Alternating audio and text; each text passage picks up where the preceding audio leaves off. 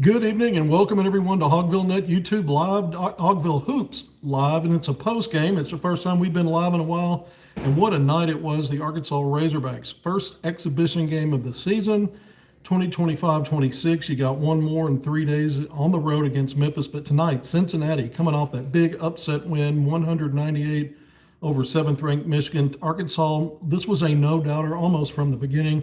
I thought Arkansas dominated the paint, both ends of the court early. I thought Arkansas dominated in transition, and the result was an 89-61 win. That carried over start to finish for this Razorback team here in Bud Walton Arena on a Friday night.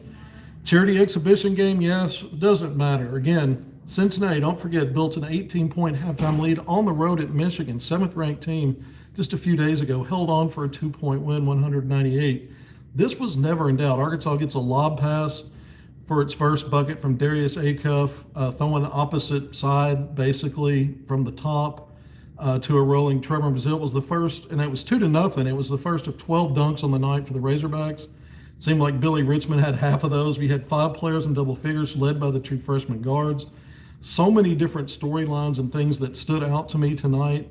Because when you dominate like Arkansas did, because when we look at some of the team stats at the end of the game, some of them are going to be kind of even looking, and you're going to think, well, it was pretty competitive. But the truth is Arkansas was much more efficient when you looked at shooting the basketball inside the arc, getting in transition, getting to the rim. I mentioned the 12 dunks from beyond the arc.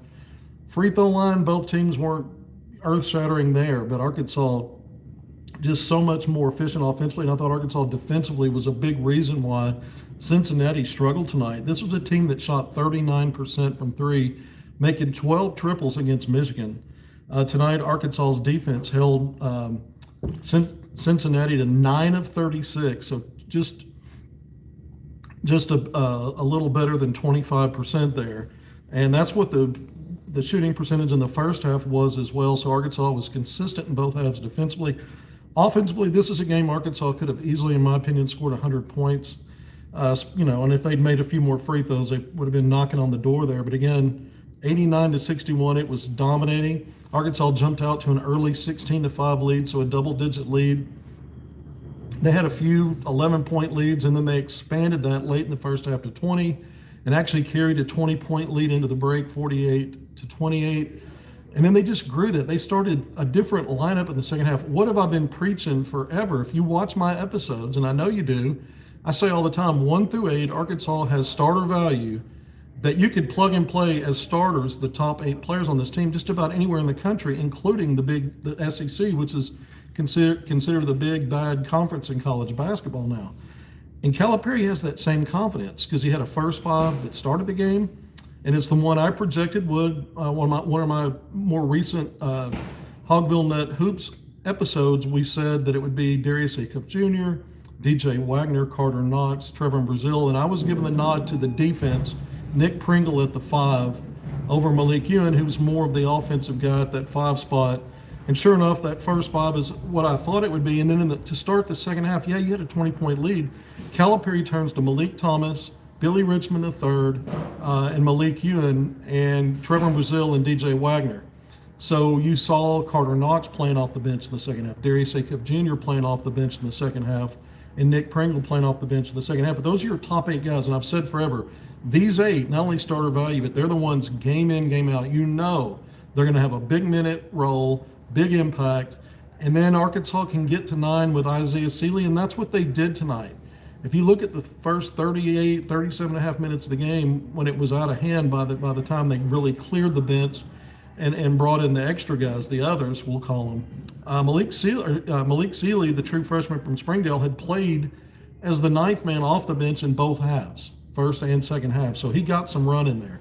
Calipari said in the postgame presser, we've got 8 guys, and we're close to having 9, that Isaiah is not quite as far along as the others, and they're not quite there yet, but they might get there even this year where they can go 9 deep. Remember, last year was a 9 deep before attrition drilled, kind of hacked that down to 5 or 6 by the season's end. It really got kind of hairy there because of injuries. But this team, again, 1 through 8, yeah, there's not a lot of depth in certain places. This played out like I thought it would on the front line. Trevor Brazil, not really any depth at the 4. And you saw rotating Malik Ewan, Nick Pringle, those three, and then they did go small ball a few times. And there were stretches where that might have been a little problematic. There were other stretches where it didn't matter. And I thought, to a player, to a man, Arkansas's, no matter who was on the court, Arkansas had its way driving from the wing into the paint, getting a paint touch, and then they might kick it out opposite side for a three, or patiently wait instead of forcing a bad shot when the defense converged or helped or rotated. Somebody was slipping open in that dunker spot and just dropping off a nice pass and setting teammates up for easy scores, dunks and layups. I thought the drive game for, whether it was guards, wings, or bigs, was outstanding tonight. So that was, you get out in transition, you outscored, to me, the two biggest areas when you look at it. Points in the paint, Arkansas plus 20, 44-24, so plus 20. And then in the fast break, Arkansas more than doubled up Cincinnati 23-11. And this was a Cincinnati team that wants to play fast, and they talked about it in the post-game presser. Wants to play fast offensively, but they don't want to get back on defense. And that's what it looked like. And Arkansas didn't give them a chance to get back. 23-11 says a lot, and Arkansas just continued to put the pedal to the metal. What is it? All gas, no brakes. But Arkansas looked to run after misses, after turnovers, after made field goals, and just continue to put pressure. When you look at these transition numbers, 23-11 again, plus 12 there, I don't know that it accounts for multiple baskets Arkansas got in secondary transition, where most, if not all, of the defense had kind of gotten back, but they hadn't gotten settled in. They weren't in position. They weren't in any kind of assignment integrity, and Arkansas made them pay with a pass or two to get an easy shot. So again, if you want to count secondary transition, the number's even bigger. And again, when you get to the rim and you're out ahead of the defense, or you're beating the defense in secondary transition, that's going to play into having a plus 20 at points in the paint.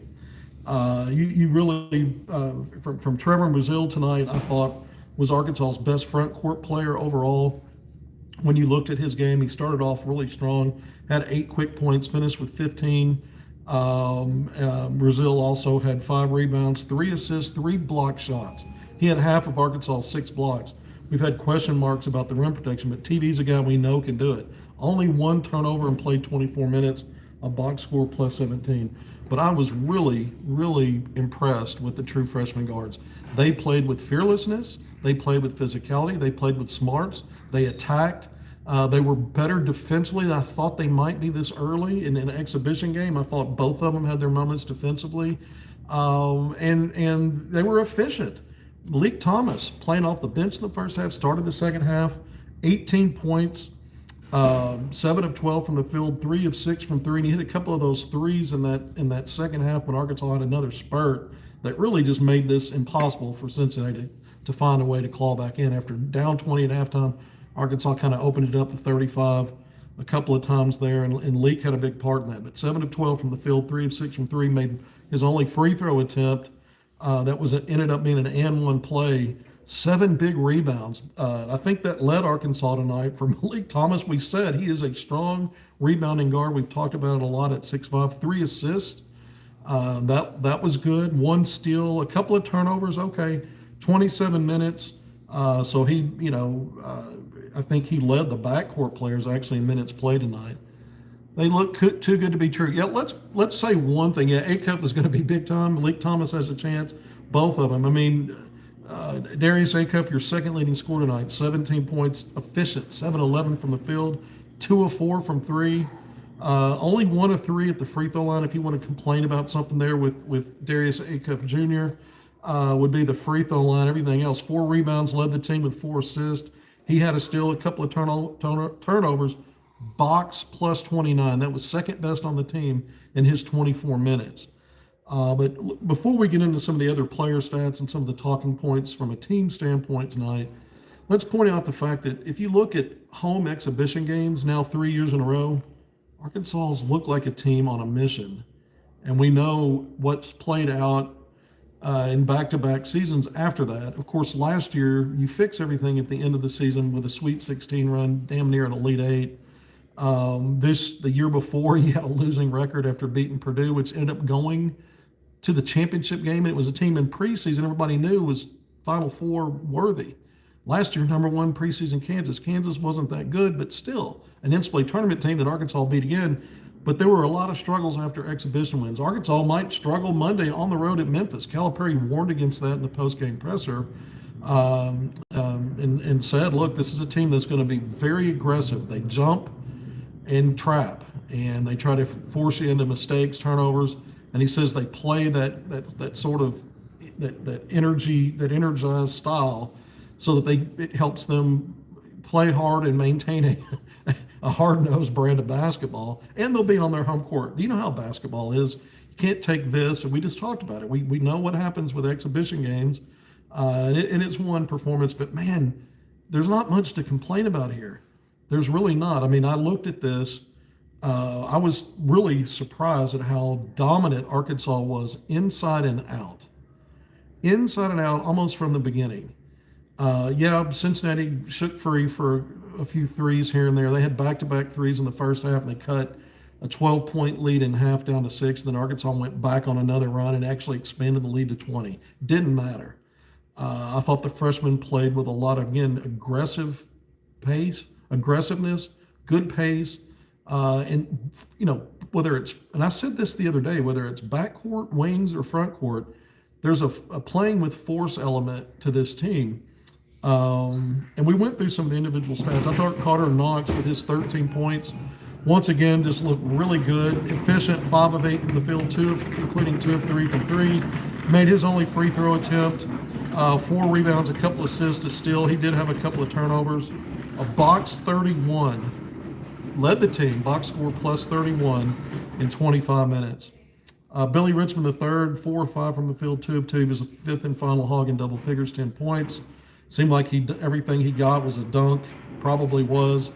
And so that was it. And, he also chipped in 3 rebounds, a couple of steals, and assists. He did have 2 turnovers. I think they both came early when he checked into the game. He settled down after that. But box plus 28. You want to talk about impact, Billy Richmond III in his 23 minutes. Now you look at DJ and Ewan, Seeley played in both halves and did some good things.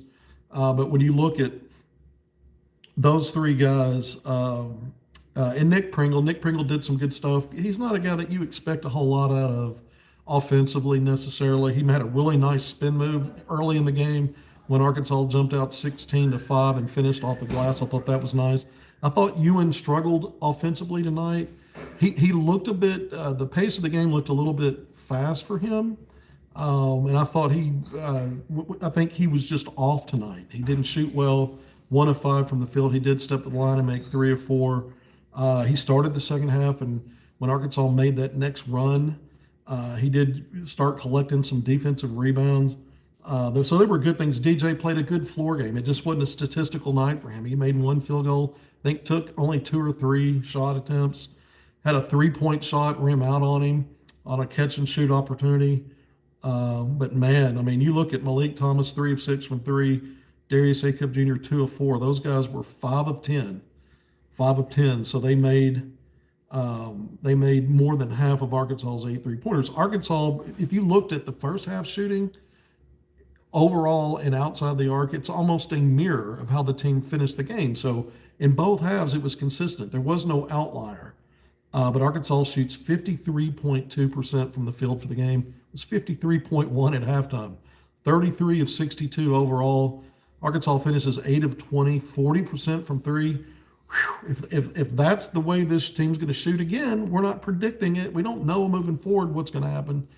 But if that's the clip, man, it's not going to probably stay there, obviously. But if you can be in the mid-30s, a little better than that somehow, and do it consistently, this team's going to be really, really hard to beat because of how good they are in the open court transition, how good they are slashing, getting paint touches, whether they finish drives, pull up for some middies. There was some good work there by both Malik Thomas, Darius Acup Jr., Carter Knox as well in the mid-range game tonight, I thought. Those 3 guys in particular.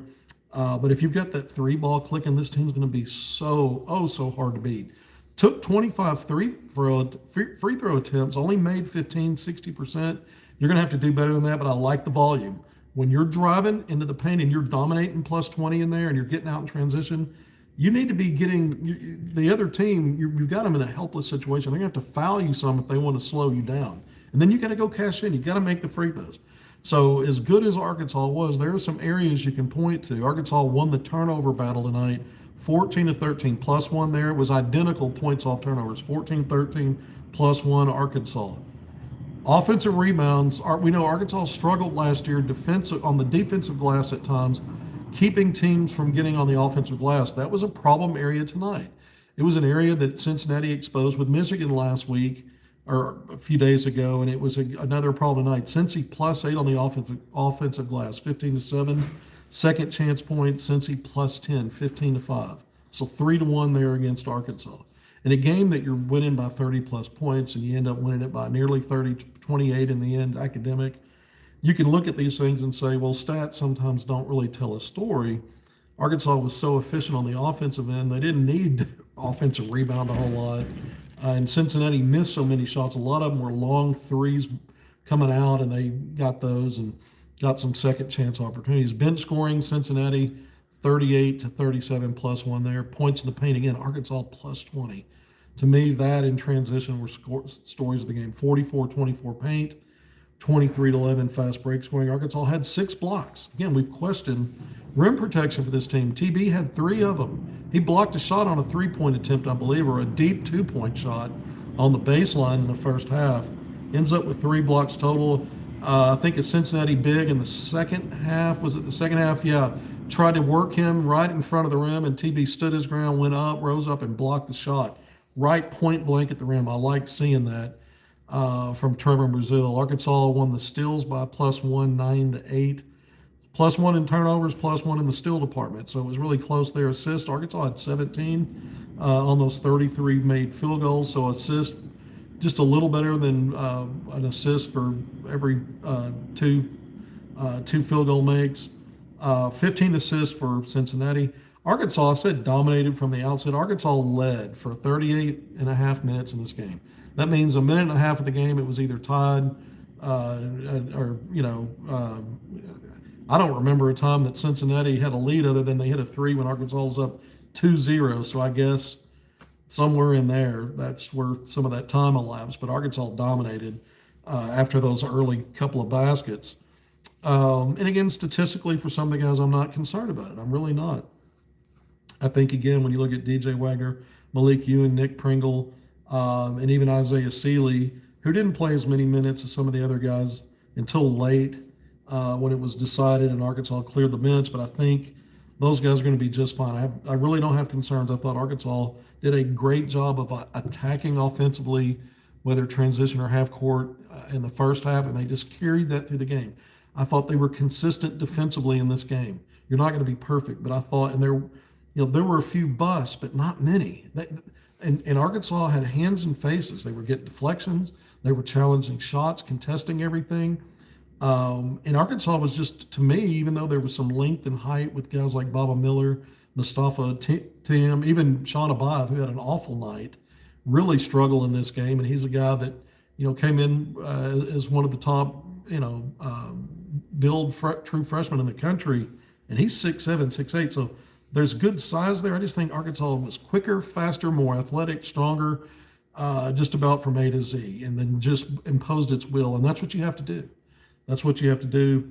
I go back to the 12 dunks.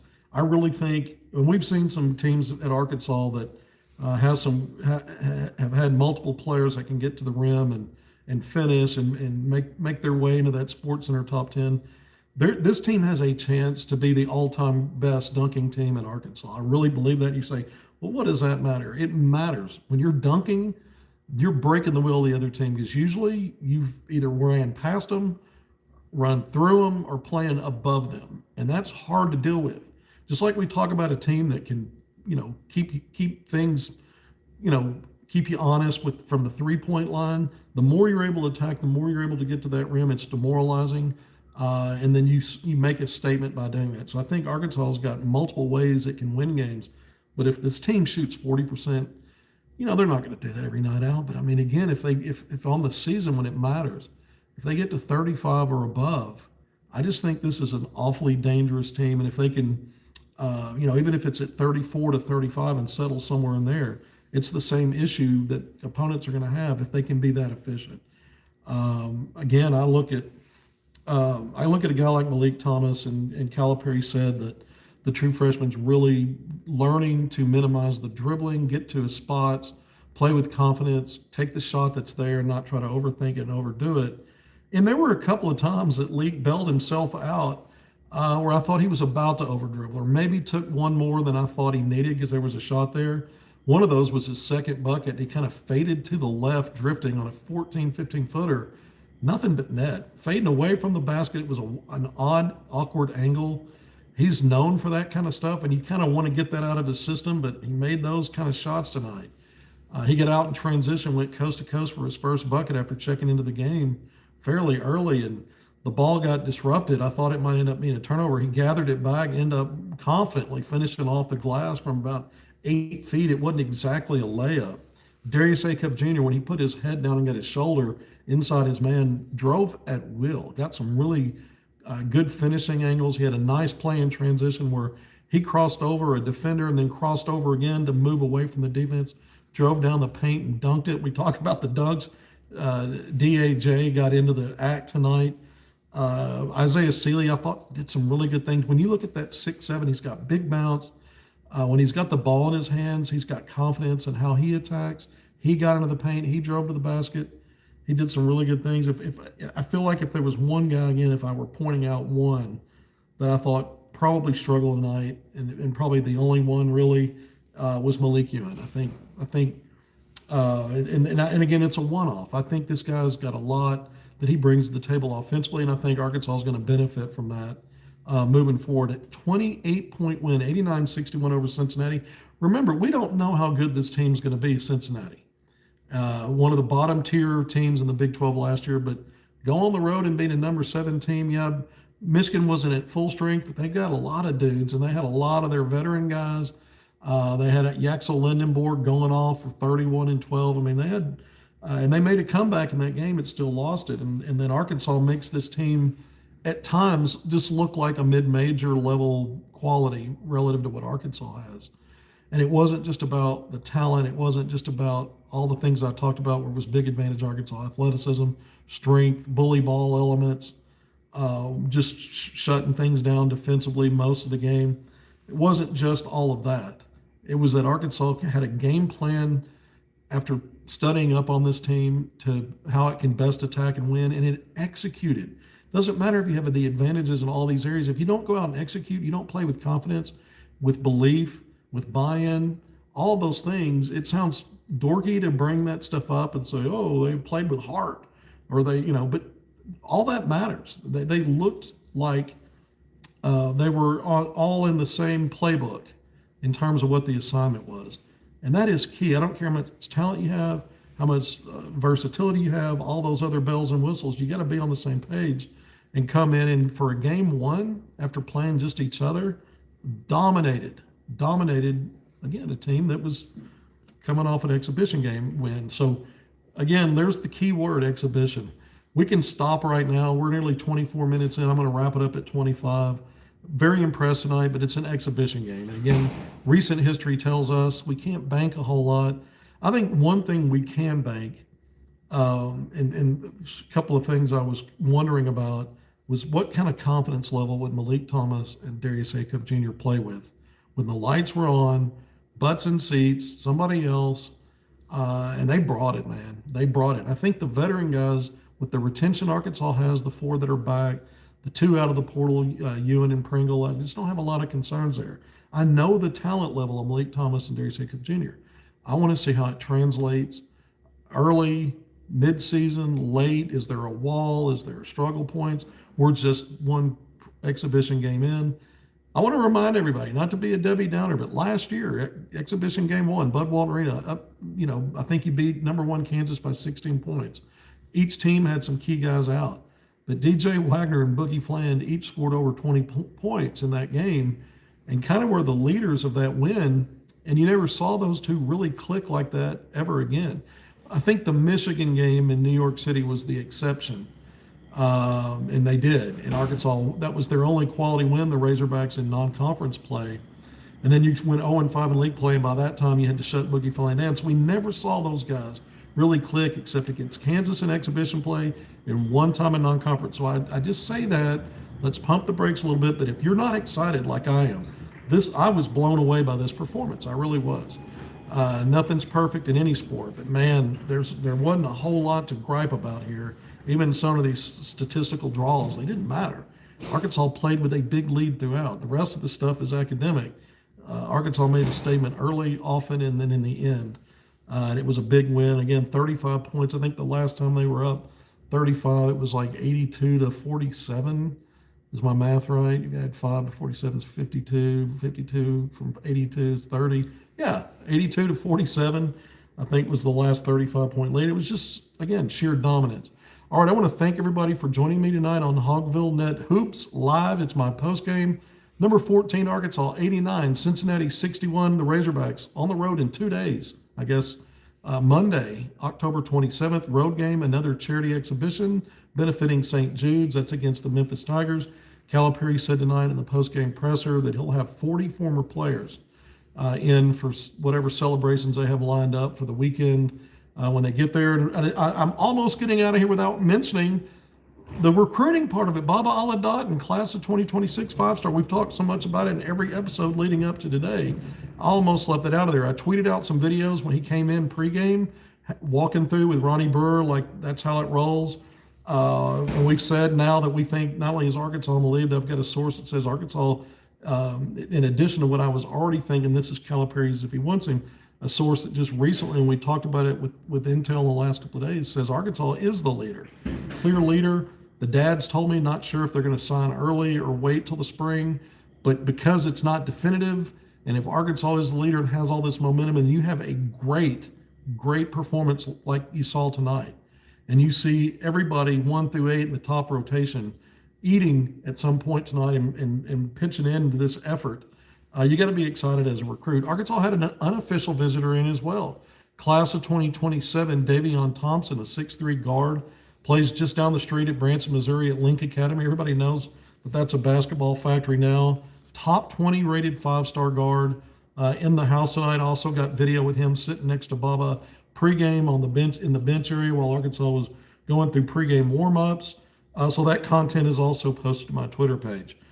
So recruiting doesn't sleep, and Arkansas is in on yet another 5-star, building for the future when you bring in a Davion Thompson for an unofficial visit. A good player. And we know Baba Aladat certainly is, and let's see where that goes and how the weekend goes with his visit and how soon Arkansas maybe can wrap that up, get it done early. I think Arkansas is the team to beat there. And I'm sure the meetings they're having this weekend, Arkansas, like they have with every player, coming correct with that NIL and everything else that Calipari has to sell. All right, now I really am getting off. Thank you for joining me on Hogville Hoops live post game. Again, Arkansas, 14th ranked team in the country, 89. Cincinnati Bearcats, upset minded, coming in with a win over a ranked team already, number 7 Michigan. 61 points. That's all you got. You didn't shoot well. 28% from the field, 25% from 3. It just wasn't their night, and that's all because of the Arkansas Razorbacks. Until next time. Thanks for being here. Appreciate all of you. Be great in all your endeavors. We'll see you soon.